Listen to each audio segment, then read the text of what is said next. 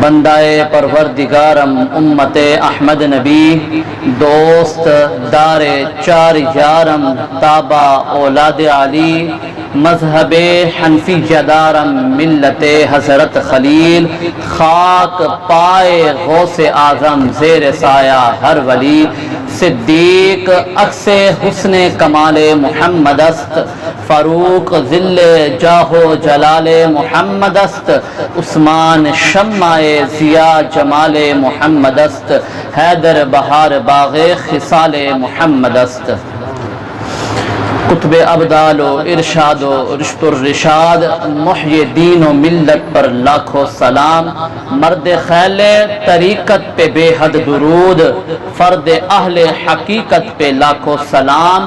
وہ جس کی منبر ہوئی گردن اولیاء، اس قدم کی کرامت پہ لاکھوں سلام۔ سامعین کرام، آج کا موضوع حضور غوث پاک رضی اللہ تعالیٰ عنہ کے متعلق ہے۔ میں اس کے ضمن میں چند گزارشات آپ کے گوش گزار کروں گا۔ اللہ رب العزت سے دعا ہے اللہ رب العزت مجھے حق بات کہنے، احباب کو حق بات سماعت کرنے کی توفیق عطا فرمائے۔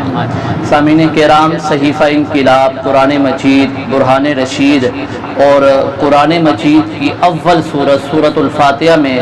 اللہ رب العزت ارشاد فرماتے ہیں اہدنا الصراط المستقیم، کیونکہ یہ سورت دعا مانگنے کا انسان کو طریقہ بتاتی ہے، اور اسی طریقے میں سے ایک طریقہ ہے کہ اللہ رب العزت سے دعا مانگی جائے، اے اللہ، اے میرے رب، اہدنا الصراط، تو ہمیں راہ دکھا، تو ہماری رہنمائی فرما صراط مستقیم پر، صراط الذین انعمت علیہم، ان لوگوں کا راستہ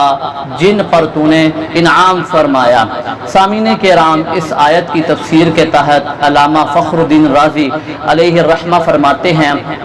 اگر کوئی شخص یہ چاہتا ہے کہ وہ مکاشفے کے تمام امور کو پا لے، اگر وہ یہ چاہتا ہے کہ وہ مکاشفے کی کمال کو پہنچ جائے، تو اس کے لیے ضروری ہے کہ وہ اپنے پیر کے احوال کو سمجھے، اپنے پیر کے احوال و اذکار کو سمجھے، اپنے پیر کے طریقے پہ سمجھے۔ اگر وہ اپنے پیر کے طریقے پر چل اٹھا تو سمجھ لینا کہ وہ مکاشفے کے تمام جو مراتب ہیں اس کو پا لے گا۔ اور غوث پاک کے دیوانوں، آپ کے لیے خوشخبری ہے کہ اگر ہم غوث پاک کی سیرت پر عمل کریں تو غوث پاک کی طرف سے آپ کو خوشخبری ہے کہ آپ تمام کے تمام مکاشفے کے اعلیٰ درجے کو پہنچ جائیں گے۔